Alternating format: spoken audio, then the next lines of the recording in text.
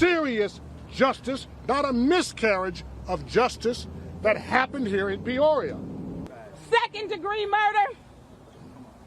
That is not right. That is not justice for anybody's family. An Illinois jury found Sean Grayson guilty of one count of second-degree murder. He's the former sheriff's deputy convicted of shooting and killing Sonya Massey while responding to her 911 call. CBS Weekend News anchor and national correspondent Jericka Duncan was in the courtroom for this trial and joins us now from Peoria, Illinois. Jericka, what happened?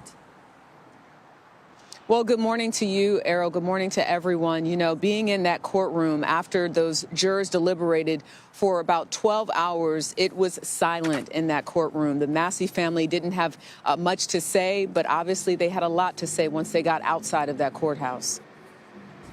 He was in 6 police departments in 3.5 years. That is shameful. Sonya Massey's father, James Wilburn, was emotional and frustrated after Wednesday's verdict.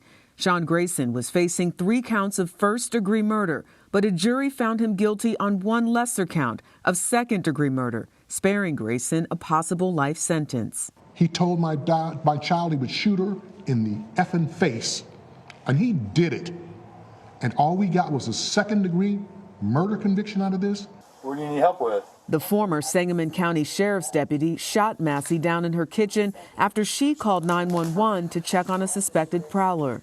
Grayson testified that he viewed Massey's pot of boiling water as a threat and was trained to use force to gain compliance. The trial, which began last week, largely focused on disturbing body camera footage recorded by Grayson's partner in the early morning hours of the deadly 2024 incident.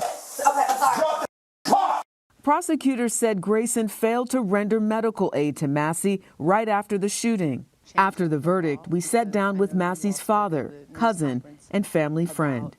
To the Grayson family, what do you say to them?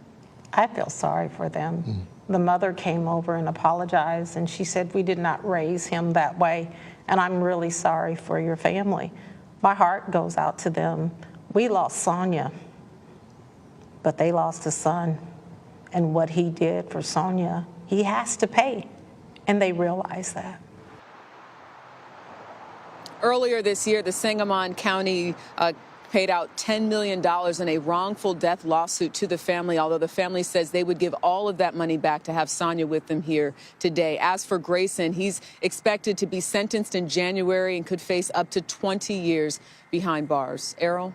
And Jericka, it's impossible for any of us to really know what Massey's family is going through emotionally, psychologically. What more did they tell you? You know, I think there was a shock from that last soundbite you heard when you hear the Grayson family, who obviously doesn't want to see their son in prison, and then you hear them go over to the Massey family during this trial to say, I'm sorry, we did not raise him that way. I thought that was pretty remarkable. And then one of the family friends, the woman that you heard from in the piece, said that not only did they apologize to the family in court during this trial, but they also offered up more seats because each family has a certain amount of seats they're allowed to have based on those who will be coming in support of Grayson or Massey. And we were told that the Grayson family said, you can have, some of our seats because we're only going to have, 4 or 5 people here in support of Sean Grayson. So, some of the things that are happening behind the scenes that you don't always hear about, I thought that was pretty powerful for them to share that story of humanity, if you will, in the wake of this tragedy. Underscores that everybody loses in this as well and is traumatized. Jericka Duncan, great reporting. Absolutely. Thank you very much.